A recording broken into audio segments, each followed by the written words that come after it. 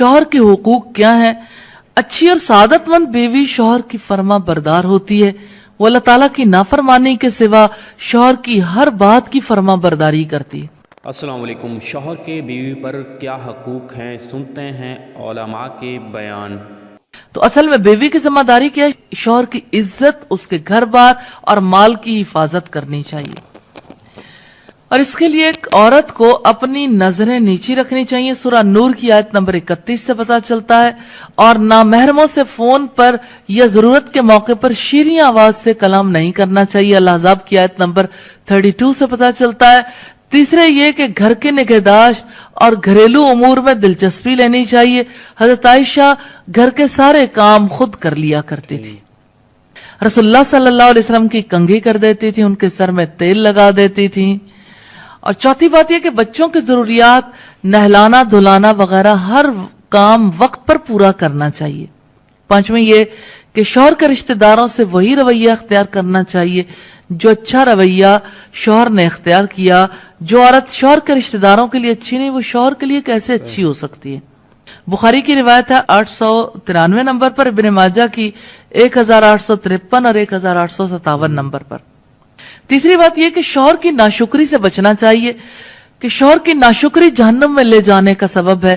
بخاری کی 304 نمبر روایت سے پتہ چلتا ہے، آپ صلی اللہ علیہ وسلم نے فرمایا کہ میں نے تم عورتوں کی کثرت جہنم میں دیکھی ہے۔ تو ایک خاتون نے سوال کیا، یا رسول اللہ، ہم ایسا کیا کرتی ہیں کہ جس کی وجہ سے عورتوں کی اکثریت جہنم میں پہنچ جائے گی؟ تو آپ صلی اللہ علیہ وسلم نے فرمایا کہ تم شوہروں کی ناشکری کرتی ہو، کہ کوئی ایسا فرد جو ہمیشہ اس نے معاملہ کرتا ہے، کبھی ایک دفعہ کوئی اونچ نیچ ہو جائے تو تم کہتی ہو مجھے تم سے کبھی خیر ملا ہی نہیں، تم نے میرے ساتھ کبھی کوئی بھلائی کی ہی نہیں ہے۔ چوتھی بات یہ کہ بیوی کو اپنے شوہر کے گھر میں رہنا چاہیے اور شوہر کی اجازت کے بغیر گھر سے نہیں نکلنا چاہیے۔ یہ الاحزاب کی آیت نمبر 33 سے پتہ چلتا ہے۔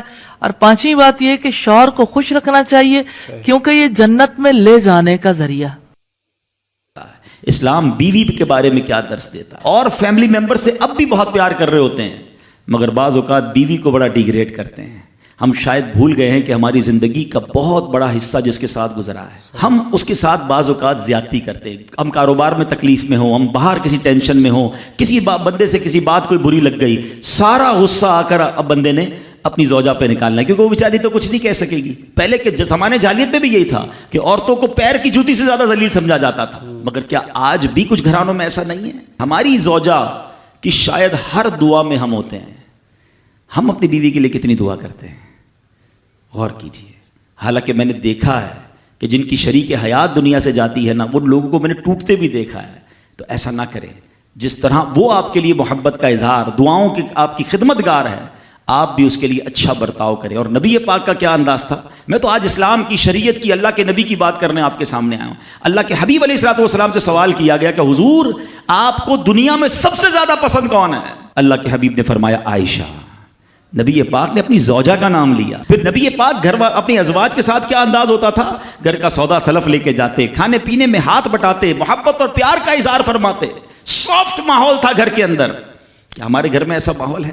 اسلام سے پہلے مال کے لیے جانوروں اور دوسرے ساز و سامان کے ساتھ ساتھ بیوی کو بھی رہن رکھوا دیا جاتا تھا۔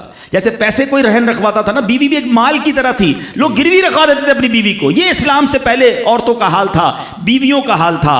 اللہ اکبر! اسلام نے نکاح کے ذریعے عورت کو مرد کے آدھے ایمان کا محافظ قرار دے دیا۔ قرآن کہتا ہے وَعَاشِرُوهُنَّ بِالْمَعْرُوفِ، ان سے اچھا برتاؤ کرو۔